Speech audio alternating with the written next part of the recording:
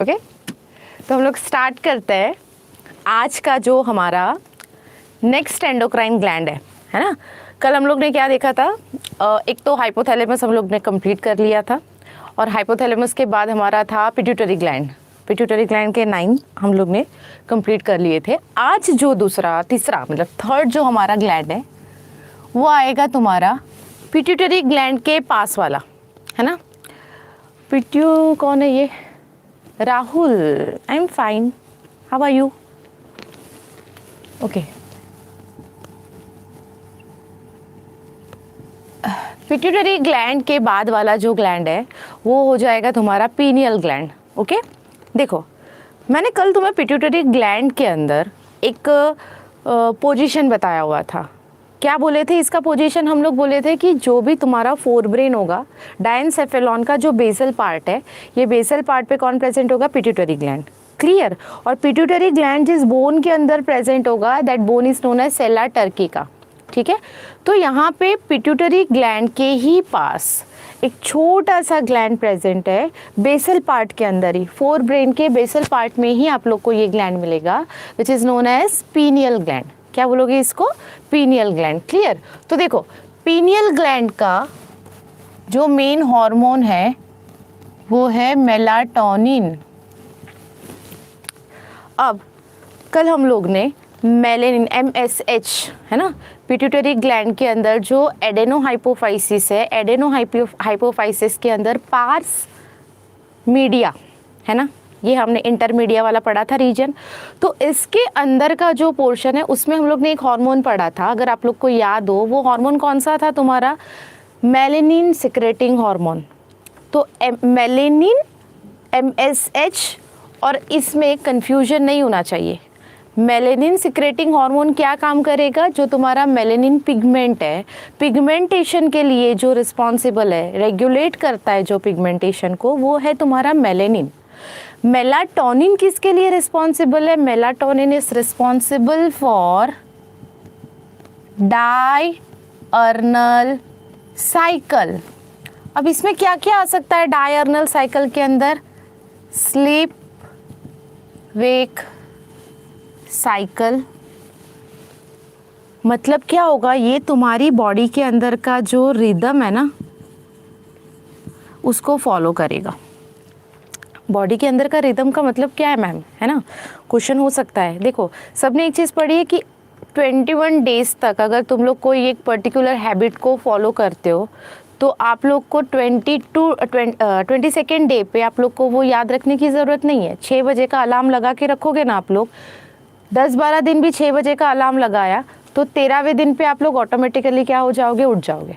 तो तुम्हारी बॉडी एक पर्टिकुलर टाइम टेबल सेट करती है। ठीक है, तो ये जो पर्टिकुलर रिदम है, इतने बजे उठना, अभी तो तुम लोग पता नहीं कितने बजे उठ रहे हो, कितने बजे जगने वाले हो, मुझे भी नहीं पता है। कोरोना इफेक्ट चल रहा है सबके साथ, पता है मुझे वो। तो ये जो एक पर्टिकुलर स्लीप वेक साइकिल है, कब उठना है, कब सोना है, ठीक है, कब उठना है, कब सोना है, ये सारी जो चीज़ें हैं, ये सारी चीज़ों को कंट्रोल करने वाला कौन है? तुम्हारा मेलाटोनिन। कौन है? मेलाटोनिन। ठीक है, तो पीनियल ग्लैंड कौन सा पर्टिकुलर हार्मोन रिलीज करेगा? तो ये है मेलाटोनिन। अब आप लोग कमेंट ना करके थोड़ा सा यहाँ पे ध्यान दो और नोट्स बनाते जाओ मेरे साथ साथ। कल जैसे तुम लोग ने अच्छे बच्चों की तरह नोट्स बनाई थी पिट्यूटरी ग्लैंड के लिए, वैसे ही यहाँ पे क्या आप लोग ने करना है? पीनियल ग्लैंड के अंदर जितना भी पीनियल ग्लैंड है, थाइमस है, उसके अंदर का हार्मोन के साथ साथ, फंक्शन के साथ साथ मैं उसके बारे में भी आप लोग को थोड़ा बहुत बताने वाली हूँ। क्लियर है? तो हम लोग सिंसियरली ये लेक्चर स्टार्ट करते हैं अभी। ओके, तो मेलाटोनिन का जो फर्स्ट जो भी पर्टिकुलर फंक्शन है वो है रेगुलेट करना हमारे डायर्नल साइकिल को, मतलब हमारे जो रिदमिक साइकिल है, हमारा जो रिदम है, जो रिदम हम लोग फॉलो करते हो, डे और नाइट का जो रिदम फॉलो करते हैं, ये इसके लिए रिस्पॉन्सिबल कौन सा हार्मोन होता है? मेलाटोनिन। ठीक है, और ये मेलाटोनिन को रिलीज कौन करता है? Pineal gland. ठीक है, जो मेटाबॉलिक रेट है, ये मेटाबॉलिक रेट को रेगुलेट करने के लिए भी रिस्पॉन्सिबल कौन हो जाएगा? यहाँ पे मेलाटोनिन।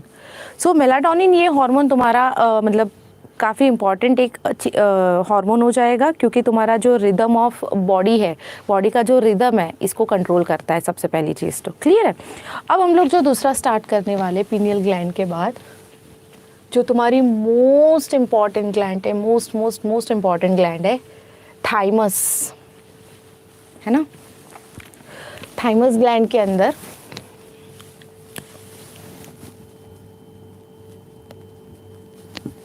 सबसे पहले तो अगर उसकी पोजीशन के बारे में बात करते हैं, तो पोजीशन थाइमस की किस हिसाब से है, ठीक है। देखो, ट्रैकिया, क्लियर। तो ट्रैकिया का जो बेसल पार्ट है, ट्रैकिया के पीछे का जो पार्ट है, वहाँ पे तुम्हारा कौन प्रेजेंट होगा, थाइमस। अब थाइमस अगर प्रेजेंट होता है, सपोज अगर मैं यहाँ पे ऐसे ड्रॉ करती हूँ,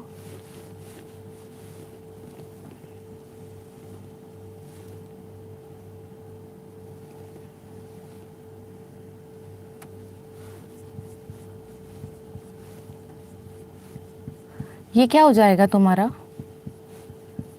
ये तुम्हारा जो नेक रीजन है, वहाँ पे जो तुम्हारी ग्लैंड प्रेजेंट है, जिसको तुम क्या बोलोगे, थाइमस। अब देखो यहाँ पे ये एक लोब लाइक स्ट्रक्चर है, ये एक दूसरा लोब लाइक स्ट्रक्चर है। तो थाइमस को अगर देखोगे तो तुम लोग को कितनी लोब दिखेगी थाइमस की, 2 लोब्स, है ना। और हर लोब के अंदर मैंने ये जो छोटे छोटे ऐसे ड्रॉ किए हैं, इसको हम क्या बोलेंगे, फॉलिकल्स एंड स्ट्रोमल टिश्यूज। समझो चीज़ों को कि थाइमस ग्लैंड 2 लोब से बनी हुई है, और दोनों लोब के अंदर क्या प्रेजेंट है, फॉलिकल्स प्रेजेंट है। और फॉलिकल के साथ साथ दूसरी जो टिश्यू प्रेजेंट है, वो टिश्यू कौन सी हो जाएगी, तुम्हारी स्ट्रोमल टिश्यू, क्लियर। तो फॉलिकल और स्ट्रोमल टिश्यू जो पर्टिकुलर हार्मोन को रिलीज कर रहा है, जिसको हम लोग कंबाइनली बोलेंगे थायरॉक्सिन हार्मोन। कौन सा हार्मोन रिलीज होने वाला है थाइमस में से, थायरॉक्सिन हार्मोन। और थायरॉक्सिन हार्मोन के 2 टाइप है। थायरॉक्सिन हार्मोन के कौन से टाइप है, 2 टाइप है, T4 एंड T3। अगर आपके आसपास कहीं पे भी आप लोग ने किसी इंसान को थायराइड है, और उसने अगर आपका मतलब उसने रिपोर्ट निकाला हुआ है ना थायराइड का, तो वहाँ पे आपने रिपोर्ट के अंदर देखा होगा कि T4 और T3 दोनों का टेस्ट किया होगा उन्होंने, ओके। तो T4 एंड T3, इसका क्या नाम क्या है, ठीक है। हाँ मयूरी, हम थायराइड ग्लैंड, थाइमस, ओके मैंने थाइमस लिखा हुआ है, थैंक यू। थायराइड, थाइमस नहीं, थायराइड ग्लैंड, मिस्टेक हो गई मेरे से।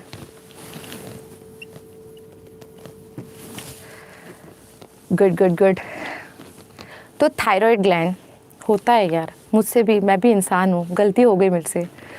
तो थायराइड ग्लैंड के अंदर जो नेक रीजन अगर बोलती हूँ तो थायराइड ग्लैंड है, यहाँ थाइमस अगर घुस गया तो हो गया कल्याण। तो थायराइड ग्लैंड के अंदर के जितने भी फॉलिकल्स है, उसके हार्मोन हम लोग अभी पढ़ने वाले हैं। थायराइड ग्लैंड के अंदर का जो भी पर्टिकुलर फॉलिकल और स्टोमल टिश्यू है, वो थायरॉक्सिन हार्मोन को रिलीज़ करेगा।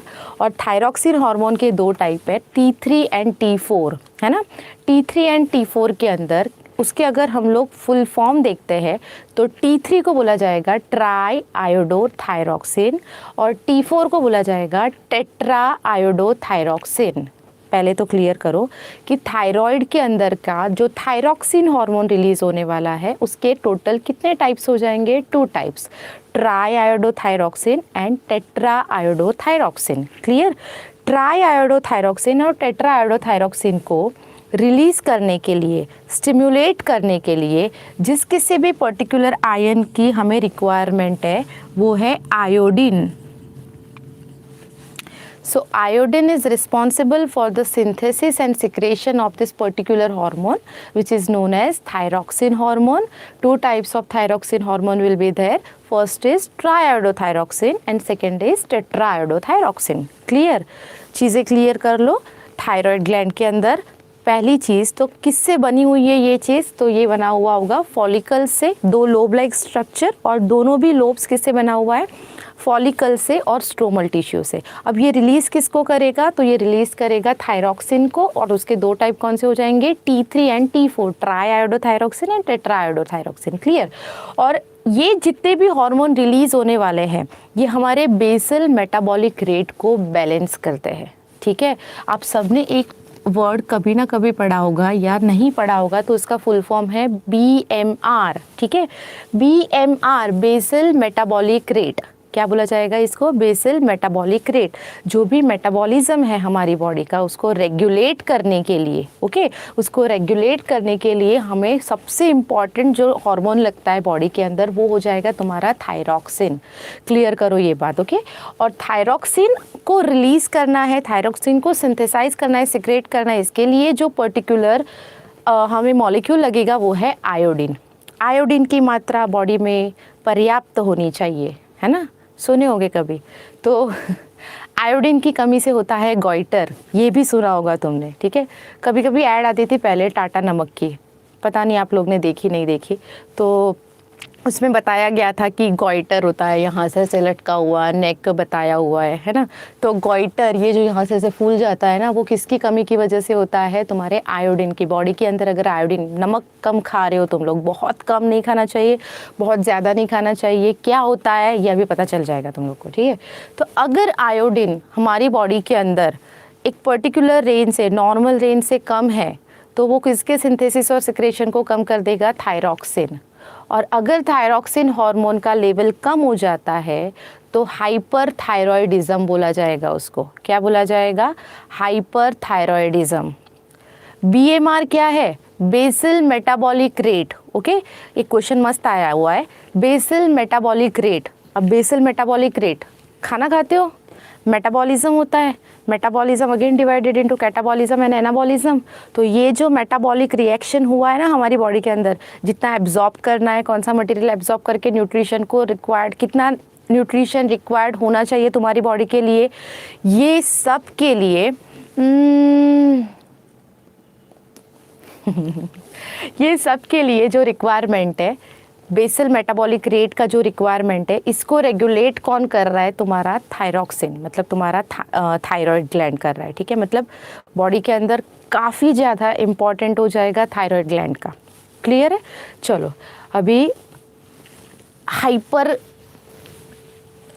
Thyroidism, hypothyroidism and hyper thyroidism क्या है मेनली, वो हम लोग थोड़ा सिंसियरली, सीरियसली थोड़ा स्टार्ट करते हैं।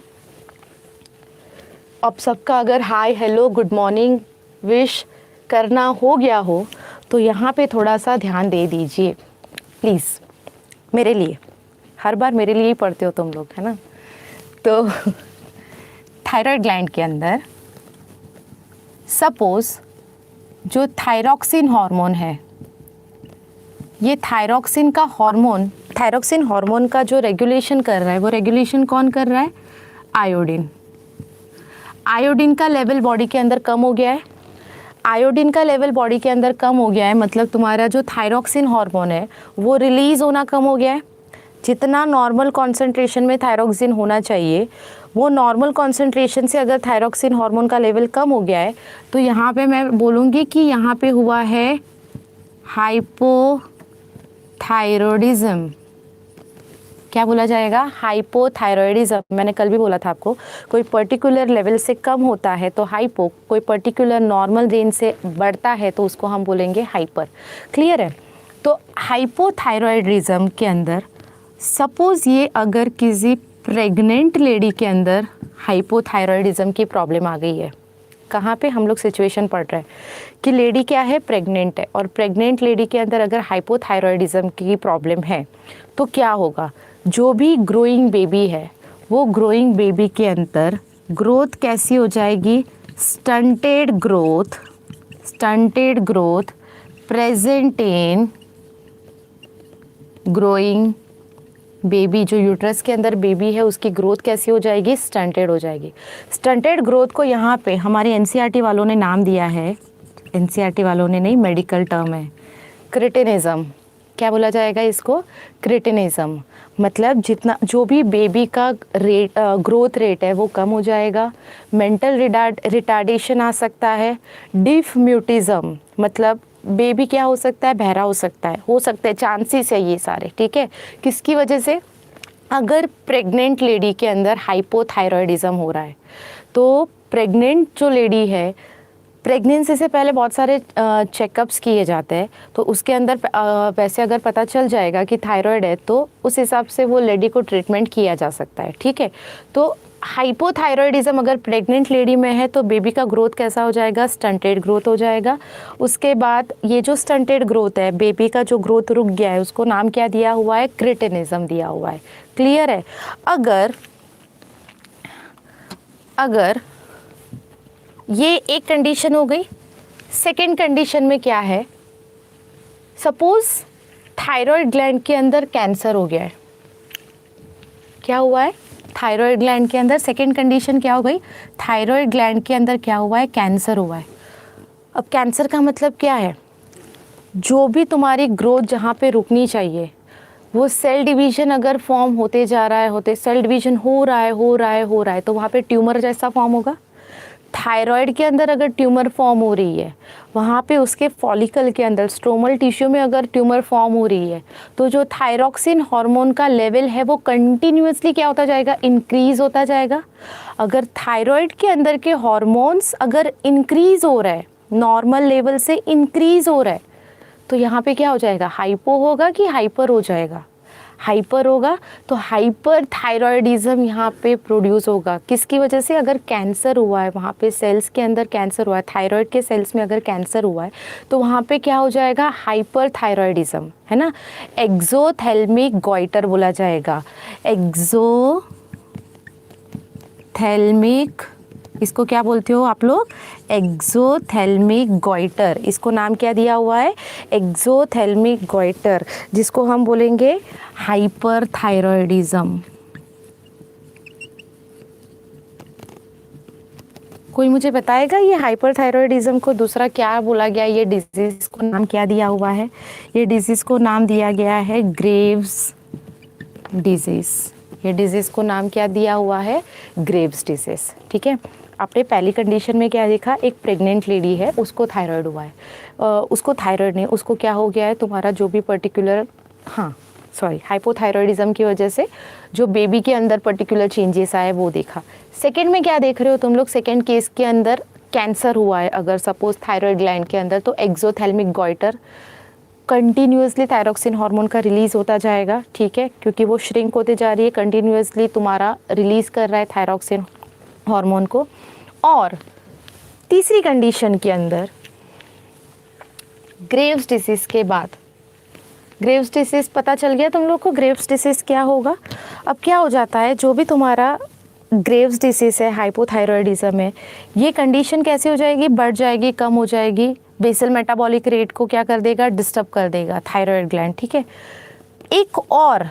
एक पर्टिकुलर हार्मोन है जो थायराइड ग्लैंड क्या करता है? उसको कंट्रोल में रखता है, ठीक है। तो वो जो हार्मोन है उसका मैं नाम लिखती हूँ थायरोकैल्सिटोनिन।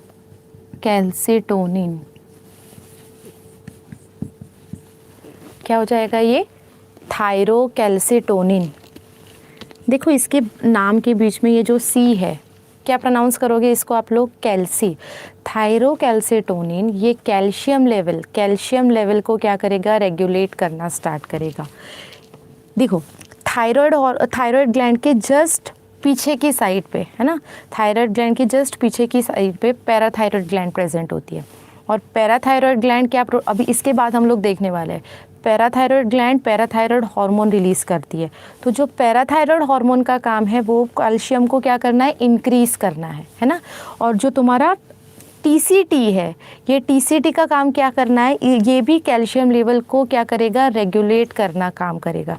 ज़्यादा कैल्शियम लेवल बढ़ जाएगा तो भी प्रॉब्लम है, कैल्शियम लेवल की कमी भी प्रॉब्लम है। तो जो भी तुम्हारे ब्लड के अंदर के कैल्शियम लेवल को रेगुलेट करने का काम कर रहा है वो कौन करेगा? थायरोकैल्सिटोनिन। कौन करेगा? थायरोकैल्सिटोनिन। तो हम लोग ने यहाँ पे T3, T4 और थायरोकैल्सिटोनिन ये 3 हार्मोन कौन सी ग्लैंड के पढ़े तुमने अभी? थायराइड ग्लैंड के, ठीक है। एक तो क्रेटिनिज्म, ये वर्ड याद रखना है क्योंकि क्रेटिनिज्म एक कंडीशन हो जाएगी, डिसऑर्डर हो जाएगा जो प्रेग्नेंट लेडी में मिलेगा। और एक्सोथेल्मिक गॉइटर, जिसको तुम लोग नाम क्या बोलोगे? एक्सोथेल्मिक गॉइटर को ग्रेव्स डिजीज। क्लियर? अब क्या है कि जो भी मैंने जस्ट अभी आप लोग को बोला कि थायराइड ग्लैंड के जस्ट पीछे के साइड में, थायराइड ग्लैंड में कितनी लोब थी? थायराइड ग्लैंड में 2 लोब थी, है ना। तो 2 लोब के अंदर, ऐसे 2 लोब के अंदर पैराथायराइड ग्लैंड पेयर में प्रेजेंट हो गए। एक लोब में एक पेयर है और दूसरे लोब में दूसरा पेयर है। तो टोटल कितने हो जाएंगे? वो टोटल 4 है, ठीक है, पैराथायराइड ग्लैंड। तो पैराथायराइड ग्लैंड पेयर में प्रेजेंट होते हैं। एक पेयर एक साइड की लोब में प्रेजेंट है, दूसरा पेयर दूसरे साइड की लोब में प्रेजेंट है। क्लियर है? तो पैराथायराइड ग्लैंड नेक्स्ट कौन सा हो जाएगा? Parathyroid gland, PTG, parathyroid gland, जो क्या रिलीज कर रहा है? रिलीज कर रहा है पैराथायराइड हार्मोन। ओके, अब ये जो पैराथायराइड हार्मोन है ये कैल्शियम लेवल को क्या करेगा? रेगुलेट करेगा। ओके, बॉडी के अंदर मेनली इसको हम हाइपर कैल्सेमिक हार्मोन बोलते हैं। क्यों हाइपर कैल्सेमिक हार्मोन? देखो यहाँ पे थोड़ा ध्यान दो। बॉडी के अंदर एक पर्टिकुलर चीज़ जो तुम्हें इंसुलिन में भी काम आने वाली है, ठीक है। बॉडी में कोई पर्टिकुलर न्यूट्रिशन रिलीज हुआ, मेटाबॉलिज्म हुआ बॉडी के अंदर, खाना खाया आप लोग ने, डाइजेस्ट कर लिया, जितना भी बॉडी के अंदर के फूड के अंदर जो मटेरियल है वो मटेरियल तुम्हारा क्या होगा? एब्जॉर्ब होना स्टार्ट हो जाएगा। उसके अंदर न्यूट्रिशन एब्जॉर्ब होने के बाद वो कहाँ पे डिस्ट्रीब्यूट होगा? ब्लड के थ्रू पर्टिकुलर सेल्स के अंदर ट्रांसफ़र होना स्टार्ट हो जाएगा। ब्लड के थ्रू सेल्स में जाने के बाद सेल के अंदर क्या प्रेजेंट होता है? सेल के अंदर ऊपर की साइड पे प्लाज्मा मेम्ब्रेन प्रेजेंट होती है, उसको क्या करके क्रॉस करके सेल के अंदर आएगा और फिर वो सेल उसको डाइजेस्ट करना स्टार्ट करेगा और उसमें से हम लोग को एनर्जी मिलती है। ऐसे एनर्जी मिलती है हमारी बॉडी को, ऐसे ही खाना खाया और एनर्जी मिल गई, ऐसे नहीं। जब तक तुम्हारा सेल वो पर्टिकुलर न्यूट्रिशन को एब्जॉर्ब नहीं कर लेता, उसको मेटाबोलाइज नहीं कर लेता, तब तक हमें उसमें से एनर्जी नहीं मिलने वाली है, ठीक है। तो ये जो कैल्शियम है, ये ब्लड का जो कैल्शियम है, ये ब्लड के कैल्शियम को बढ़ाने का काम, ब्लड के अंदर के कैल्शियम को बढ़ाने का काम, इंक्रीज करने का काम कौन कर रहा है? तुम्हारा पैराथायराइड हार्मोन। समझो ये चीज़ को, जितना भी एब्जॉर्प्शन कर सकता है वो, जिस मटेरियल में से वो कैल्शियम को एब्जॉर्ब कर सकता है वहाँ से करेगा और ब्लड के कैल्शियम को बढ़ाने का काम करेगा कौन? Parathyroid hormone. मतलब ये सेल के अंदर नहीं जाने दे रहा है। सेल के अंदर अगर कैल्शियम चला जाएगा तो बॉडी के अंदर, ब्लड के अंदर का कैल्शियम क्या हो जाएगा? कम हो जाएगा। बात समझो, ब्लड के अंदर का कैल्शियम बढ़ रहा है मतलब सेल उसको जल्दी से एब्जॉर्ब नहीं कर रहा है। सेल एब्जॉर्ब नहीं कर रहा है, इसकी वजह से ब्लड के अंदर कैल्शियम क्या बढ़ रहा है? क्या हो रहा है? बढ़ रहा है। तो पैराथायराइड हार्मोन क्या करेगा? पैराथायराइड हार्मोन ब्लड के कैल्शियम को इंक्रीज करेगा, इसलिए उसको नाम दिया है हाइपर कैल्सेमिक हार्मोन, ठीक है। अब इसको रेगुलेट करना, ब्लड के अंदर कैल्शियम ज़्यादा से ज़्यादा, क्योंकि ये रेनल ट्यूब्यूल में से भी कैल्शियम को खींच रहा है, बोन्स में से भी कैल्शियम को खींच रहा है, और ये कर क्या रहा है? ब्लड के अंदर कैल्शियम लेवल बढ़ा रहा है, ठीक है। अब इसका अगर रेगुलेशन करना है तो इसके साथ साथ ज़्यादा से ज़्यादा हम लोग को ब्लड के अंदर कैल्शियम की क्या ज़रूरत है? बोन में ज़्यादा कैल्शियम की ज़रूरत है, और ज़्यादा कैल्शियम बढ़ गया तो स्टोन हो सकता है, कैल्शियम कार्बोनेट के स्टोन हो सकता है, ठीक है। तो ज़्यादा हमें, बहुत ज़्यादा भी रिक्वायरमेंट नहीं है कैल्शियम की ब्लड के अंदर। सेल एब्जॉर्ब करे कैल्शियम को, सेल को भी रिक्वायरमेंट है कैल्शियम की, बोन्स को रिक्वायरमेंट है कैल्शियम की। तो इसके लिए, इसके साथ रेगुलेशन के लिए, कैल्शियम के रेगुलेशन के लिए जो दूसरा हार्मोन काम करेगा वो जस्ट हम लोग ने पढ़ा TCT, थायरोकैल्सिटोनिन। क्या हो जाएगा? थायरोकैल्सिटोनिन। तो PTH और थायरोकैल्सिटोनिन ये दोनों काम क्या करेंगे? बॉडी के अंदर के कैल्शियम को रेगुलेट करने का काम करेंगे। क्लियर हो गया। तो बॉडी के अंदर रेगुलेशन का काम कौन सा हार्मोन कर रहा है तुम्हारा, 2 हार्मोन कर रहा है, एक तो पैराथायरॉयड हार्मोन और उसके साथ जो वर्क कर रहा है वो है थायरोकैल्सिटोनिन। क्लियर। तो यहाँ पे कैल्शियम लेवल पे बात हो गई, हाइपर कैल्सीमिया, हाइपोकैल्सीमिया, ये दोनों की बात हो गई। ठीक है, तो देखो पीनियल ग्लैंड तुम लोग ने क्लियर किया। पीनियल ग्लैंड क्या करेगा, डायर्नल साइकिल को, जो रिदम है हमारी बॉडी का, जो रिदम है एक पर्टिकुलर रिदम में जो हमारा बॉडी वर्क करता है ना, उसको कंप्लीट करेगा। ठीक है, दूसरी चीज़ क्या होगी, पीनियल ग्लैंड के बाद तुम लोग ने दूसरा पढ़ा थायराइड ग्लैंड, जिसको मैंने गलती से थाइमस लिख दिया था। तो थायराइड ग्लैंड का काम क्या होगा, थायरॉक्सिन हार्मोन को रिलीज करना। 2 टाइप के थायरॉक्सिन हार्मोन है, T3 and T4। Tetra आयोडोथायरॉक्सिन T4 बोलते हैं, ट्राई आयोडोथायरॉक्सिन T3 बोला जाता है। ठीक है, इसको रेगुलेट करने के लिए कौन चाहिए हमें, आयोडीन। इसके लिए अगर नहीं होगा तो क्या होगा, आयोडीन की कमी हो जाएगी तो गॉइटर होगा। गॉइटर को तुम लोग क्या नाम दोगे, हाइपोथायरॉयडिज्म को ही तुम लोग गॉइटर बोलते हो। हाइपरथायरॉयडिज्म प्रेग्नेंट वुमन में अगर होगा तो क्या होगा, हाइपोथायरॉयडिज्म प्रेग्नेंट वुमन में होगा तो उसको बोला गया है क्रिटिनिज्म। हाइपरथायरॉयडिज्म अगर होता है तो हाइपरथायरॉयडिज्म के लिए हम लोग ने क्या यूज़ किया था, ग्रेव्स डिसीज। क्लियर है। इस यहाँ पे ओके, तो उसके बाद थायराइड ग्लैंड के बाद पैराथायरॉयड ग्लैंड हम लोग ने क्लियर की, जो किसको रेगुलेट करता है, बॉडी के अंदर के कैल्शियम के लेवल को रेगुलेट करता है। और ना ब्लड के अंदर ज़्यादा बढ़ना चाहिए कैल्शियम, ना ज़्यादा कम होना चाहिए। ये कैल्शियम लेवल को रेगुलेट करने के लिए 2 हार्मोन लगते हैं। पहली चीज़ पैराथायरॉयड हार्मोन, जो कैल्शियम लेवल को इंक्रीज करेगा, इसकी वजह से हम उसको बोलते हैं हाइपर कैल्सेमिक हार्मोन, याद रखना। ठीक है, और बहुत ना ज़्यादा बढ़ जाए इसकी वजह से हम लोग को दूसरा हार्मोन दिया गया है थायरोकैल्सिटोनिन, जो सेल के अंदर के कैल्शियम लेवल को बढ़ाना स्टार्ट करेगा। क्लियर है। तो इसके बाद हम लोग दूसरा स्टार्ट करेंगे अभी। अब आएगा तुम्हारा थाइमस। क्लियर है। अब आएगा तुम्हारा कौन सा, थाइमस। अब देखो ओके, हाँ पूछ सकते हो क्वेश्चन क्या है, मैं यहाँ पे देख सकती हूँ तुम्हें। ओके, हम लोग स्टार्ट करें। थाइमस देखो, थाइमस का सबसे पहला पोजीशन किस साइड पे होगा, स्टर्न। उसके लिए सबसे पहला क्वेश्चन मेरा, स्टर्नम पता है किसी को, स्टर्नम कौन से साइड पे होता है, स्टर्नम फ्लैट बोन। स्टर्नम क्या है, फ्लैट बोन। चेस्ट के पास, चेस्ट के पास यहाँ पे मार के देखो चेस्ट के पास ये जो फ्लैट बोन है, जिसको हम क्या बोलते हैं, स्टर्नम। तो स्टर्नम के जस्ट पीछे वाला जो पार्ट है, स्टर्नम के जस्ट पीछे वाला जो पार्ट है, ये पीछे के साइड में तुम्हें कौन दिखेगा, थाइमस। कौन दिखेगा, थाइमस। एओर्टा के पोस्टेरियर रीजन पे हमें मिलता है थाइमस, थाइमस ग्लैंड। ये थाइमस ग्लैंड की एक खासियत है, जैसे जैसे तुम लोग क्या होते जा रहे हो, जैसे जैसे तुम लोग बढ़ते जा रहे हो, अडल्ट से लेके ओल्ड एज, है ना, चाइल्ड, अडल्ट, ओल्ड स्टेज, तो जैसे जैसे बूढ़े होते जा रहे हो ना, ये थाइमस ग्लैंड की साइज़ कैसी हो रही है तुम्हारी, डिक्रीज़ होती जा रही है। समझ में आ रही है मेरी बात। थाइमस ग्लैंड की जो भी साइज़ है वो डिक्रीज़ होगी जैसे जैसे तुम्हारी एज इंक्रीज़ होगी।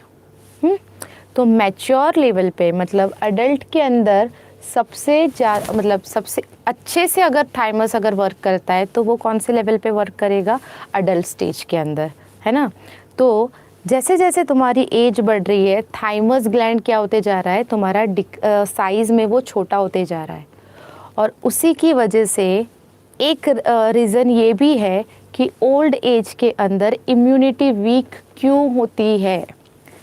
ओल्ड एज में इम्यूनिटी वीक क्यों होती है, क्योंकि एक रीज़न ये भी है कि तुम्हारा जो थाइमस ग्लैंड है वो धीरे धीरे क्या होते जा रहा है, उसकी साइज़ कम करते जा रहा है। मतलब इम्यूनिटी से रिलेटेड ये ग्लैंड है ऑब्वियसली, क्योंकि तुम्हारी इम्यूनिटी अगर कम हो रही है, अगर तुम्हारे थाइमस का ग्लैंड को कैसा हो रहा है, छोटा हो रहा है, साइज़ अगर छोटे होते जा रहा है और इम्यूनिटी कम होती जा रही है, मतलब ये पर्टिकुलर सेल्स को रिलीज़ करेगा। अब इम्यूनिटी के लिए जो सेल्स रिस्पॉन्सिबल है वो 2 टाइप के सेल्स है। एक सेल हो जाएगा टी लिम्फोसाइट और दूसरा हो जाएगा बी लिम्फोसाइट, ठीक है। देखो एक चीज़ है, मैं यहाँ पे सबको नहीं देख पा रही हूँ या सबके क्वेश्चंस में अभी लाइव लेक्चर में शायद आप लोग के डाउट ना बता पाऊँ, ठीक है, हर एक के, क्योंकि हर एक के बहुत अलग अलग है। तो एक चीज़ करो, आप लोग मुझे पर्सनली मैसेज कर सकते हो, ठीक है। मैसेज करके मुझे बताओ कि तुम लोग को ये पर्टिकुलर उसमें क्या प्रॉब्लम आया हुआ है, या तो आप लोग ग्रुप के अंदर जो भी तुम्हारा ग्रुप बना हुआ है वहाँ पे भी मैसेज डालोगे, शायद उस ग्रुप में मैं ना रहूँ, तो मैसेज करके आप लोग बता सकते हो, तो मैं आप लोग के डाउट क्लियर कर सकती हूँ, कोई दिक्कत नहीं है, ठीक है। और जहाँ पे भी डाउट आता है ना, मतलब तुम लोग पढ़ाई कर रहे हो, जिसको भी डाउट आता है मतलब तुम लोग पढ़ाई कर रहे हो, जिसको डाउट नहीं आता है मतलब वो पढ़ाई नहीं कर रहा है बंदा, ठीक है। इंटरेस्ट जिसको होगा उसी को डाउट आएगा, बिना इंटरेस्ट का डाउट नहीं आता है किसी को भी। तो अच्छी बात है, अगर आप लोग को डाउट्स आ रहे हैं, बहुत अच्छी बात है, तो आप लोग बता सकते हो मुझे, कोई दिक्कत नहीं है। देखो यहाँ पे ध्यान दो, कहाँ पे थे हम लोग, देखो ऐसे ब्रेक हो जाता है। हम लोग थे थाइमस ग्लैंड के ऊपर, तो हम लोग स्टार्ट करते हैं। थाइमस ग्लैंड के अंदर का जो पर्टिकुलर थाइमोसिन हार्मोन है, ठीक है, कौन सा हार्मोन है, थाइमोसिन। ये थाइमोसिन हार्मोन का काम क्या है, तो थाइमोसिन हार्मोन का काम है to increase the cells of lymphocytes, to increase the cells of lymphocytes, है ना। तो लिम्फोसाइट्स मतलब क्या है, सबसे पहली बात तो देखो, बायो के लैंग्वेज में साइट्स का मतलब क्या होता है, साइट्स मतलब होते हैं सेल्स। मतलब मैं यहाँ पे बोल सकती हूँ लिम्फ के अंदर के जो सेल्स है उसको हम बोलेंगे लिम्फोसाइट्स, ओके। और ये जो लिम्फोसाइट्स है, ये लिम्फोसाइट्स है बी लिम्फोसाइट्स। ये थोड़ा ध्यान दे दो, 11th-12th के लिए दोनों के लिए ये क्या है तुम्हारा बहुत ज़्यादा बहुत ही ज़्यादा क्या हो जाएगा, इम्पॉर्टेंट हो जाएगा। B lymphocytes and T lymphocytes, आप लोग ने नाम भी सुना होगा, ओके। तो देखो थाइमोसिन ये है हार्मोन, गॉड, ये है हार्मोन जो थाइमस रिलीज कर रहा है। और थाइमोसिन हार्मोन किसको रेगुलेट कर रहा है, लिम्फोसाइट्स को रेगुलेट कर रहा है। लिम्फ के अंदर के जो सेल्स है, B lymphocyte and T lymphocytes. अब B lymphocyte is responsible for humoral immunity and T lymphocyte is responsible, T lymphocytes are responsible for cell mediated immunity। समझ में आ रही है चीज़ें, ठीक है। थाइमोसिन हार्मोन लिम्फोसाइट्स को रेगुलेट करेगा। 2 टाइप के लिम्फोसाइट्स है, B lymphocytes and T lymphocytes. क्यों इतना जोर दे रही हूँ, क्योंकि मैं बताने वाली हूँ इसके बारे में, आप लोग को थोड़ी जानकारी होनी चाहिए आप लोग को, ठीक है। B lymphocyte is responsible for humoral immunity and T lymphocytes are responsible for cell mediated immunity, ठीक है। अब देखो क्या है कि जो ह्यूमरल इम्यूनिटी है, ये ह्यूमरल इम्यूनिटी का काम क्या होगा, एंटीबॉडीज़ को प्रोड्यूस करना। बी सेल्स मैच्योर होके क्या फॉर्म करेगा, एंटीबॉडीज़। अब मैचुरेशन सिंथेसिस की प्रोसेस लॉन्ग है, जो हम लोग को 12th के अंदर पढ़नी है, उसमें हम लोग को यहाँ पे नहीं जाना है, ठीक है, उसके डिटेल में नहीं जाना है। बस यहाँ पे हम लोग को क्या पता होना चाहिए, B cells are responsible for the formation of antibodies. अब एंटीबॉडीज़ क्या है, एंटीजन के अगेंस्ट जो वर्क करेगा उसको हम लोग नाम क्या देते हैं, एंटीबॉडीज़। एंटीजेंस क्या है, तो antigens are foreign particles, antigens are foreign particles which invades in your body and activate your immunity. Immune system को एक्टिवेट करने के लिए जो फॉरेन पार्टिकल्स तुम्हारी बॉडी के अंदर इन्वेड होते हैं उसको तुम लोग नाम क्या देते हो, एंटीजन। किसी भी फॉरेन पार्टिकल को एंटीजन बोल सकते हो आप जो तुम्हारी बॉडी के अंदर गया है, नहीं, जो तुम्हारी बॉडी की इम्यूनिटी को क्या करेगा, एक्टिवेट करेगा, ठीक है, उसको तुम लोग नाम क्या दोगे, एंटीजन। और वो पर्टिकुलर एंटीजन के अगेंस्ट जो वर्क करेगा वो एंटीबॉडी। एक नॉर्मल सा एग्जांपल देती हूँ, एक सिंपल सा एग्जांपल, जिसको नहीं पता होगा इसको क्लियर हो जाएगा, जिसको पता है उसको फिक्स हो जाएगा। ठीक है, कैसा है, देखो कोई एक वायरस है, ठीक है, कोरोना वायरस नहीं, हाँ, कोई एक वायरस है, कोई पर्टिकुलर बैक्टीरियल स्पीसीज है, जो बैक्टीरियल स्पीसीज बाहर से तुम्हारी बॉडी के अंदर, वायरस तुम्हारी बॉडी कोई भी ले लो, ठीक है, पोलन ग्रेन ले लो, कुछ भी ले लो, बाहर से तुम्हारी बॉडी के अंदर क्या हुआ है, इन्वेड हुआ है, एंटर हुआ है। एंटर होने के बाद अगर वो तुम्हारी बॉडी के लिए हार्मफुल है तो तुम्हारी बॉडी सबसे पहले काम करेगी क्या, फैगोसाइटोसिस प्रोसेस। फैगोसाइटोसिस प्रोसेस का मतलब क्या है, engulfment of that particular foreign particle which invades in your body. ठीक है, जो एंटर हुआ है ना एंटीजन तुम्हारी बॉडी के अंदर, जो फॉरेन पार्टिकल तुम्हारी बॉडी में एंटर हुआ है, पहले ही वो फॉरेन पार्टिकल एंटीबॉडी से किल नहीं होता है। एक नॉर्मल लैंग्वेज में आज हम लोग समझते हैं, वो पहले क्या करेगा, हमारी बॉडी कुछ पर्टिकुलर रिस्पॉन्स क्रिएट करेगी, फैगोसाइटोसिस, फैगोसाइट्स प्रोड्यूस होगी। उससे पहले भी हमारी बॉडी मतलब हीट प्रोड्यूस करेगी, जो फीवर आता है थोड़ा बहुत, हीट से अगर वो किल हो गया है, या तो तुम्हारा स्टमक का जो पीएच है वो इतना ज़्यादा एसिडिक है कि वो क्या करेगा, वो एंटीजन को किल कर सकता है। ठीक है, अगर वो स्टमक के अंदर जा रहा है तो। दूसरा जो तुम्हारी बॉडी, ये जो नसल चैम्बर है, वो नसल चैम्बर के अंदर म्यूकस सिक्रेट होता है, अगर वहीं पे ट्रैप हो गया है तो बहुत सारी ऐसी चीज़ें हैं जहाँ से जितने भी फॉरेन पार्टिकल्स है वो इजीली एंटर नहीं कर सकते। एंटर हो भी गए, ये सारी चीज़ें मतलब इन सबको इन्वेट करके, इन सबको क्या करते हैं, तोड़ के, ये सारे दरवाजे तोड़ के अगर एंटर कर भी गए तो क्या करेगा, फैगोसाइटोसिस प्रोसेस। जो बॉडी के अंदर फैगोसाइट्स है, वाइट ब्लड सेल्स है ना, वाइट ब्लड सेल्स के अंदर कौन से, मोनोसाइट्स, मैक्रोफाजिस, ये क्या करेंगे, फैगोसाइटोसिस प्रोसेस करेंगे, मतलब एंगल्फमेंट ऑफ फॉरेन पार्टिकल।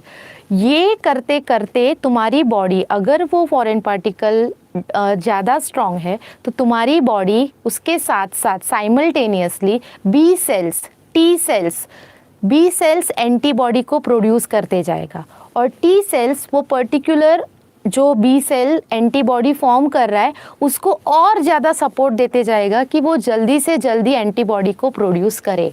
बात समझ में आ रही है तुम्हारी? ठीक है, तो तुरंत एकदम ऐसे मतलब कोई एंटीजन आ गया और तुरंत तुम्हारी बॉडी ने एंटीबॉडी बना दी, ऐसा नहीं होता है। उसको एक पर्टिकुलर टाइम लगता है, टाइम कोलैप्स होता है, और तब तक तुम्हारी बॉडी फाइट करती जाती है। इसीलिए तुरंत अगर 24 आवर्स के अंदर अगर तुम्हारा फीवर नहीं जाता है तब टैबलेट लो। 24 आवर्स के अंदर अगर तुम्हारा फीवर अपने आप चला जाता है, मतलब तुम्हारी बॉडी ने क्या किया है, रेजिस्टेंट किया है वो पर्टिकुलर एंटीजन के अगेंस्ट। बात समझ में आई तुम लोग को? ठीक है, तो ये जो बी लिम्फोसाइट्स है वो एंटीबॉडी को प्रोड्यूस करेगी, और ये जो एंटीबॉडी प्रोड्यूस हो रही है उसे और अच्छे से, मतलब उसको हेल्प करने, हेल्पर बोल सकते हो, वो हेल्पर टी सेल काम क्या करेगा, ये पर्टिकुलर बी लिम्फोसाइट्स को और ज़्यादा एक्टिवेट करने का काम करेगा। क्लियर? तो देखो ये बी लिम्फोसाइट्स जो है, ये बी और टी नाम क्यों दे दिए हैं वो मैं आप लोग को क्लियर करूँ। बी क्यों बोला गया है, क्योंकि प्रोड्यूस जहाँ से हो रहा है, बोन मैरो, कहाँ प्रोड्यूस हो रहा है वो, बोन मैरो, बोन मैरो में प्रोड्यूस होगा। ठीक है, और वहीं पे वो मैच्योर हो रहा है। क्लियर? कहाँ से प्रोड्यूस हो रहा है, बोन मैरो से प्रोड्यूस होगा और बोन मैरो में ही मैच्योर होगा। टी लिम्फोसाइट, टी नाम क्यों दिया हुआ है, ये प्रोड्यूस होगा बोन मैरो में, पर ये मैच्योरेशन के लिए ट्रांसफ़र कहाँ पे हो जाएगा, थाइमस के अंदर। तो मेनली थाइमस के लिए कौन सा सेल्स रिस्पॉन्सिबल है, टी लिम्फोसाइट्स, टी सेल्स। ठीक है, तो टी सेल्स मैच्योर कहाँ पे हो रहा है, थाइमस के अंदर। मैं फिर से रिपीट कर रही हूँ, टी सेल्स मैच्योर कहाँ पे हो रहा है, थाइमस के अंदर। क्लियर है? इसलिए T lymphocyte mainly responsible, cell mediated immunity, cell mediated immunity के लिए रिस्पॉन्सिबल कौन है, थाइमस। अगर सेल मेडिएटेड इम्यूनिटी तुम्हारी कम हो रही है तो यही वाली इम्यूनिटी किसको हेल्प कर रही है, एंटीबॉडी फॉर्म करने के लिए यही वाली एंटीबॉडी यूज़ हो रही है। ठीक है, तो अगर एंटीबॉडीज प्रोड्यूस नहीं हो रही है मतलब तुम्हारा क्या कमज़ोर हुआ है, टी सेल का फॉर्मेशन भी तुम्हारा क्या हुआ है, थोड़ा कमज़ोर हो चुका है। ठीक है, इसलिए ओल्ड एज में जैसे ही थाइमस का साइज कम हो जाएगा वैसे वैसे क्या होने वाला है, थाइमस का साइज कम होगा तो टी लिम्फोसाइट्स का फॉर्मेशन भी कैसा हो जाएगा, टी सेल, टी लिम्फोसाइट्स क्या हो जाएंगे, कम हो जाएंगे। टी लिम्फोसाइट्स को क्या बोले हो, टी सेल्स। बी लिम्फोसाइट्स को क्या बोले हो, बी सेल्स। क्लियर है। B cells are responsible for the formation of antibody and T cells are responsible or T helper cells are responsible for the formation of B cells. ठीक है, तो ये था हमारा कौन सा टॉपिक, थाइमस। थाइमोसिन ये हार्मोन है। थाइमोसिन हार्मोन मतलब उसका फंक्शन क्या हो जाएगा, to regulate lymphocytes, to regulate lymphocytes. थोड़ा बहुत भाई अच्छा लग रहा हो ना, थोड़ी मेहनत, तो एक काम कीजिए, लाइक कर दीजिए यार वीडियो को, प्लीज़ प्लीज़ प्लीज़। तो ज़रूरी नहीं है मैं बोलूँ और लाइक कर दो। देखो नेक्स्ट हम लोग स्टार्ट करते हैं। समझ में आ गया तुम लोग को थाइमस? थंब देके मुझे बता सकते हो, थाइमस समझ में आ गया तुम लोग को? थाइमस समझ में आया तुम लोग को? थाइमस समझ में आया? आया आया आया। तो थाइमस, हाँ, ये वाला एक होता है, ये वाला एक होता है, ठीक है, ये वाला एक होता है, जो चाहो। ओके, स्टार्ट करते हैं हम लोग।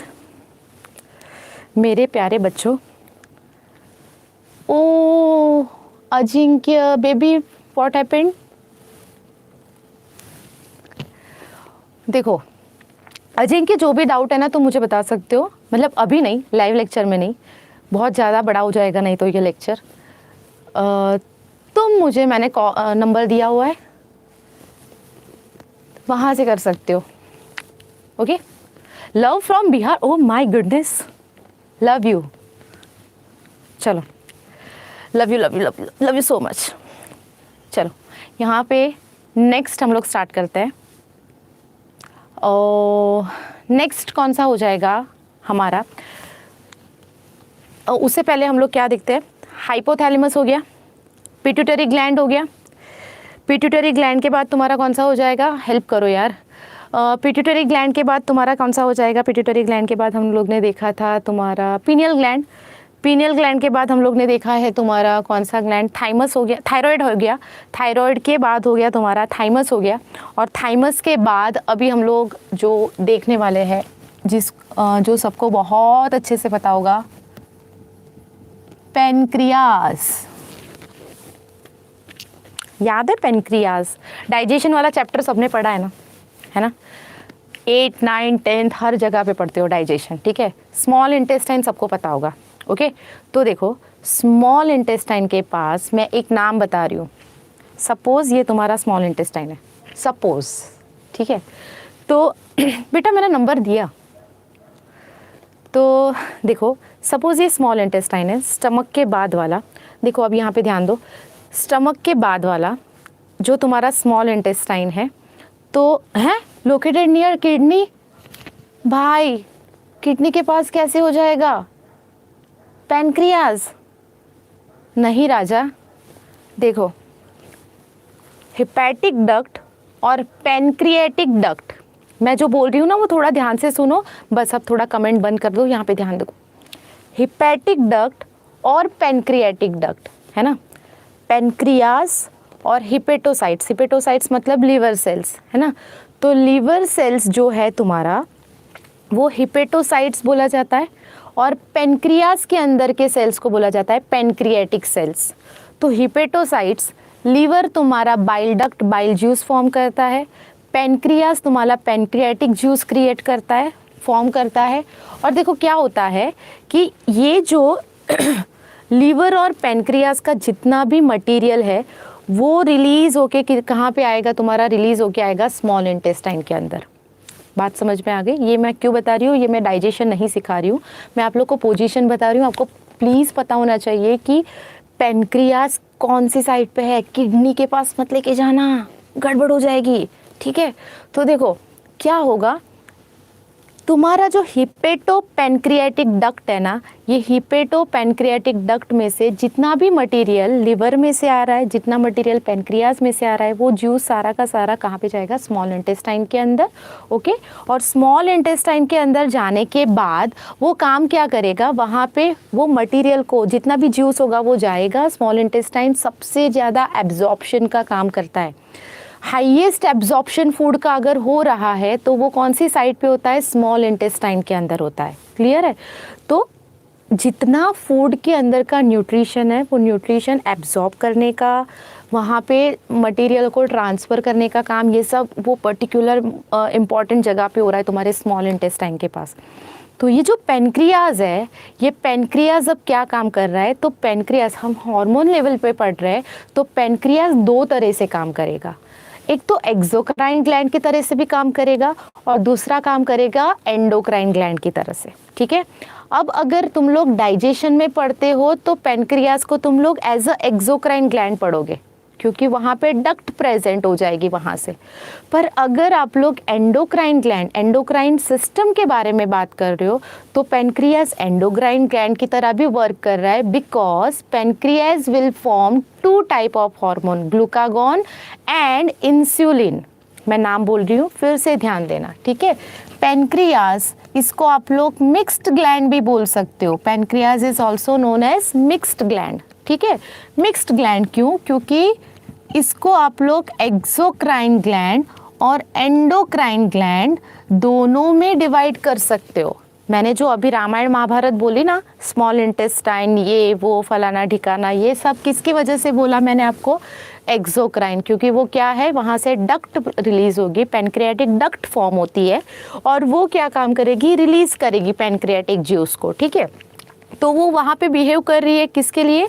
एक्सोक्राइन ग्लैंड की तरह से। एंडोक्राइन ग्लैंड जो है ना बच्चा, वो एंडोक्राइन ग्लैंड, हम नाम क्यों देते हैं एंडोक्राइन को? क्योंकि वो डक्ट फॉर्म नहीं करती है, वो रिलीज करेगी डायरेक्ट किसको? हार्मोन को रिलीज करेगी, है ना। और कौन से दो टाइप के हार्मोन? तो यहाँ पे ये जो pancreas as a endocrine gland जो वर्क कर रही है ना, वो alpha cells and beta cells को फॉर्म करेगी। अब यहाँ पे ध्यान दो और नोट्स लिखते जाओ साथ साथ में। ठीक है, तो हम लोग अभी जो पेनक्रियास पढ़ रहे हैं वो किसके लिए पढ़ रहे हैं? Endocrine, as a endocrine. ये वाला पॉइंट नहीं है हमारा जो मेन पॉइंट पेनक्रियास के लिए वो कौन सा है? As a endocrine. ठीक है, और ये क्या रिलीज कर रहा है? हार्मोन रिलीज कर रहा है। और ये हार्मोन मतलब पर्टिकुलर ये जो हार्मोन जो मैं बोल रही हूँ, कौन से हार्मोन? ग्लूकागॉन एक तो है और दूसरा है तुम्हारा इंसुलिन। तो कौन इंसुलिन प्रोड्यूस कर रहा है, कौन ग्लूकागॉन प्रोड्यूस कर रहा है? तो इंसुलिन के लिए कौन सा है? Beta cells. और अल्फा सेल्स के लिए कौन है? ग्लूकागॉन। याद रखो। ठीक है, अब देखो इसके अंदर मेनली हम लोग पहले तो ये चीज़ समझ ले कि हार्मोन रिलीज होने वाले हैं।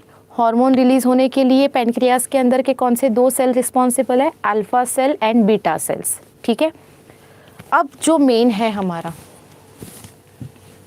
वो स्टार्ट होगा इसके अंदर का, पेनक्रियास के अंदर का। सबसे पहले मैं आप लोग को ग्लूकागॉन के बारे में बताती हूँ और उसके बाद हम लोग इंसुलिन के बारे में पढ़ेंगे। ठीक है, एक और सेल्स यहाँ से रिलीज होता है, अल्फा सेल, बीटा सेल, और एक सेल है जो मैंने जो अपने स्टूडेंट है ना उन लोग को बताया हुआ है। फास्ट मतलब एक विद इन सेकेंड्स आप लोग कोई बता सकते हो मुझे वो कौन से सेल्स है जो मैंने आप लोग को बताए हुए हैं, जो ग्रोथ हार्मोन को कंट्रोल करते हैं, इनहिबिटर की तरह वर्क करते हैं, और मैंने फर्स्ट लेक्चर में बताया हुआ भी था उसका नाम डेल्टा सेल्स।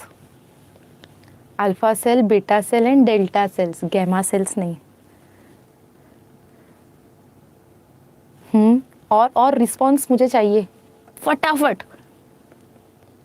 और वो डेल्टा सेल्स कौन सा particular hormone? Testosterone. What the hell is going on? Testosterone यहाँ आएगा? नहीं बाबा, टेस्टोस्टेरोन किधर से आ गया? सोमेटोस्टेटिन जो काम करेगा इनहिबिटर का। ठीक है, सोमेटोस्टेटिन जो काम करेगा तुम्हारा इनहिबिटर का, और ये इनहिबिटर का काम कर रहा है delta sales, yes baby, delta sales somatostatin hormone release करता है जो इनहिबिटर का काम करेगा। पर आज जो अभी पढ़ना है हम लोग को वो है तुम्हारा, ओके इट्स ओके, सॉरी बोलने की ज़रूरत नहीं है, तुम लोग बोलोगे तभी मुझे पता चलेगा। सोमेटोस्टेटिन आंसर है, डेल्टा सेल्स सोमेटोस्टेटिन, फिर से रिपीट कर रही हूँ, डेल्टा सेल्स सोमेटोस्टेटिन, ठीक है। सोमेटोस्टेटिन का काम है इनहिबिटर। जो फर्स्ट लेक्चर जिसने नहीं देखा है ना वो लोग ये लेक्चर देख, मतलब ये लोग क्या बोल रही हूँ, वो देख ले फर्स्ट लेक्चर, उसमें मैंने बताया हुआ है कि इनहिबिटर का काम कर रहा है वो, हाइपोथैलेमस के अंदर बताया हुआ है मैंने, ठीक है, मुझे याद आ रहा है। चलो, तो ग्लूकागॉन ये काम क्या करेगा, सबसे पहली चीज़ है ना, हम लोग पहला हार्मोन पढ़ेंगे ग्लूकागॉन। देखो, ग्लूकागॉन एंड इंसुलिन ये दोनों भी हार्मोन पेनक्रियास सिक्रेट कर रहा है, पेनक्रियास फॉर्म कर रहा है। ये हार्मोन का काम है रेगुलेशन, और किस चीज़ का रेगुलेशन, रेगुलेशन कर रहा है ये ग्लूकोज, मतलब शुगर। तो glucagon will increase blood glucose level, याद रखना, ग्लूकागॉन विल इंक्रीज, साथ में लिखते जाओ कहीं पे, glucagon will increase blood sugar level. Sugar level को अगर बढ़ा रहा है, शुगर लेवल अगर बढ़ रहा है तो मैं इसको क्या बोलूँगी, हाइपर ग्लाइसेमिक हार्मोन। इसको मैं क्या बोलूँगी, hyperglycemic hormone. Glucagon is also known as hyperglycemic hormone. Glucagon is also known as hyperglycemic hormone because it will increase the blood sugar level. Blood के अंदर शुगर लेवल बढ़ रहा है, मतलब सोचो कि सेल ग्लूकोज को एब्जॉर्ब नहीं कर पा रहा है, तो ये अच्छी बात नहीं है। सेल्स अगर, सेल जो है तुम्हारी बॉडी के अंदर के जो सेल है वो अगर तुम्हारे शुगर को, ग्लूकोज को एब्जॉर्ब नहीं कर पाएगा तो एटीपी फॉर्मेशन स्टॉप होगा, तुम्हें वीकनेस आएगा। समझ में आ रही है चीज़ें, ठीक है। तो देखो यहाँ पे हाइपर ग्लाइसेमिक हार्मोन कौन सा हो जाएगा, हाइपर ग्लाइसेमिक हार्मोन होगा तुम्हारा ग्लूकागॉन। हाइपर ग्लाइसेमिक हार्मोन कौन सा हो जाएगा तुम्हारा, ग्लूकागॉन। देखो, ग्लूकागॉन अगर हाइपर ग्लाइसेमिक हार्मोन है और ग्लूकोज को अगर इंक्रीज कर रहा है, ग्लूकोज फॉर्म कर रहा है, तो कोई पर्टिकुलर चीज़, मतलब कोई पर्टिकुलर प्रोसेस कर रहा होगा वो। तो दो नाम मैं यहाँ पे लिख रही हूँ, ग्लाइकोजिनोलाइसिस।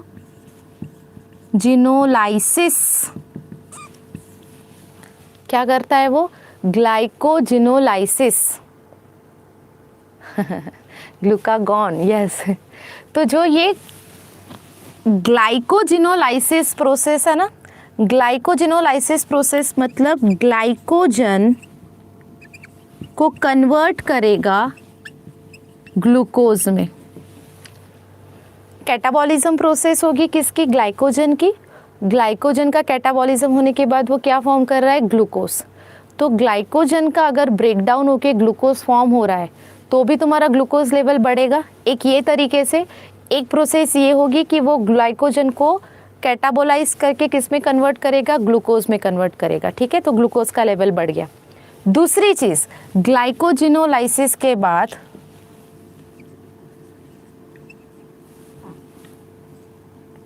ग्लूकोजिनोसिस प्रोसेस। देखो, शुगर जो है, एक चीज का एक कॉन्सेप्ट समझो, ग्लाइकोजन भी शुगर है, ग्लाइकोजन भी शुगर है, डाइसेकेराइड है, ग्लूकोज मोनोसेकेराइड है ना। तो ग्लाइकोजन तुम्हारी बॉडी के अंदर प्रेजेंट है, तो अगर सिंपल शुगर हमारा बॉडी जो एब्जॉर्ब करता है ना, वो हमारा बॉडी किसको एब्जॉर्ब करता है, हमारा बॉडी एब्जॉर्ब करेगा सिंपल शुगर को। तो बॉडी के अंदर कहीं से भी कार्बोहाइड्रेट हो, बॉडी के अंदर कोई भी तुम्हारा शुगर हो, वो अगर ग्लूकोज के अंदर कन्वर्ट हो रहा है तो ग्लूकोज को भी वो एब्जॉर्ब करेगा और उसमें से एनर्जी को गेन करेगा। तो ग्लाइकोजन का कैटाबॉलिज्म प्रोसेस होगा, ग्लाइकोजन का कैटाबॉलिज्म होगा मतलब वो ग्लूकोज के अंदर क्या हो गया, कन्वर्ट हो गया, तो तुम्हारा ग्लूकोज लेवल बढ़ गया। एक तरीका ये हो जाएगा। दूसरी चीज़ वो क्या करेगा, ये हार्मोन का दूसरा काम क्या है, तो ग्लूकोज अगर कार्बोहाइड्रेट फॉर्म में नहीं है, कोई नॉन कार्बोहाइड्रेट मटेरियल है, नॉन कार्बोहाइड्रेट मटेरियल, ठीक है, तो नॉन कार्बोहाइड्रेट मटेरियल को वो कन्वर्ट करेगा, कन्वर्ट या तो फिर उसमें से सिंथेसाइज करेगा ग्लूकोज। नॉन कार्बोहाइड्रेट मटेरियल में से अगर वो ग्लूकोज सिंथेसाइज करता है, कितनी सारी साइकिल्स हमारी बॉडी के अंदर रन होती जाती है, ठीक है, तो नॉन कार्बोहाइड्रेट मटेरियल में से अगर ग्लूकोज मिल रहा है, मतलब यहाँ पे भी तुम्हारा ग्लूकोज का लेवल क्या हो जाएगा, इंक्रीज होता जाएगा। एक तो कार्बोहाइड्रेट में से ही सिंपल ग्लूकोज मिलेगी, जिसको तुम लोग ग्लाइकोजन को ब्रेक डाउन किया और ग्लूकोज लिया, तुम लोग ने ग्लाइकोजिनोलाइसिस किया। ग्लूकोनियोजेनेसिस के अंदर, ग्लूकोनियोजेनेसिस में क्या होगा, ग्लूकोनियोजेनेसिस के अंदर क्या होगा, तुम्हारा जो भी पर्टिकुलर नॉन कार्बोहाइड्रेट मटेरियल है, वो नॉन कार्बोहाइड्रेट मटेरियल में से तुम्हें कार्बोहाइड्रेट मिल रहा है, तुम्हें ग्लूकोज मिल रहा है। क्लियर हो गई बात? तो ये दोनों प्रोसेस से, ग्लाइकोजिनोलाइसिस एंड ग्लूकोनियोजेनेसिस, ये दोनों प्रोसेस से तुम्हारा ग्लूकोज का लेवल बढ़ रहा है, इंक्रीज हो रहा है। क्लियर हो गई बात? पक्का? ठीक है, तो इसी वजह से ग्लूकागॉन को क्या बोला गया है, हाइपर ग्लाइसेमिक हार्मोन। क्या बोला जाएगा इसको? Hyperglycemic hormone. अब देखो, ब्लड के अंदर बहुत सारा ग्लूकोज बढ़ गया है, ब्लड के अंदर अगर बहुत सारा ग्लूकोज बढ़ जाएगा तो क्या होगा, बताओ, जो फटाफट बताओ, कौन सा आजकल होने वाली बीमारी, आजकल मतलब बहुत सालों से, ऐसा नहीं आजकल, डायबिटीज। और कौन सा diabetes? Diabetes mellitus. Diabetes mellitus, blood glucose level अगर इंक्रीज हो रहा है तो कौन सा डायबिटीज होगा? Diabetes mellitus. किडनी के अंदर, किडनी के फंक्शनिंग में कुछ प्रॉब्लम हो रहा है, दो टाइप के डायबिटीज़ है, एक डायबिटीज़ मेलाइटस है और दूसरा डायबिटीज़ मेलाइटस, ये शुगर लेवल रेगुलेट नहीं हो रहा है तो डायबिटीज़ मेलाइटस। और डायबिटीज़ इंसिपिडस, अगर ADH hormone, anti diuretic hormone में गड़बड़ हुई है तो क्या हो जाएगा तुम्हारा, डायबिटीज़ इंसिपिडस। क्लियर करना, हाँ, ये दोनों चीज़ें क्या है। अगर आप इंसुलिन के बारे में बात कर रहे हो तो आपको कौन सा डायबिटीज़ हो रहा है? आप लोग को होगा डायबिटीज़ मेलाइटस, आपको नहीं होगा, टेंशन मत लो, ठीक है। तो डायबिटीज़ मेलाइटस के बारे में अगर बात करते हो तो आप बात कर रहे हो इंसुलिन के लिए, ठीक है। ग्लूकागॉन अगर हाइपरग्लाइसेमिक है, ब्लड के शुगर, मैं हर बार बोल रही हूँ ब्लड ब्लड ब्लड, ब्लड के शुगर का लेवल बढ़ा रहा है अगर, कौन? ग्लूकागॉन। तो ब्लड शुगर लेवल कम कौन कर रहा है? इंसुलिन। क्या करेगा ये?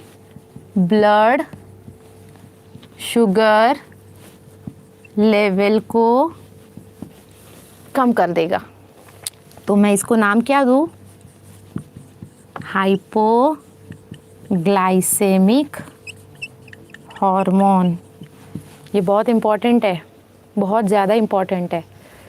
प्रोसेस मैं आपको बताती हूँ कि किस हिसाब से तुम्हारी बॉडी के अंदर प्रोसेस होती है, ठीक है।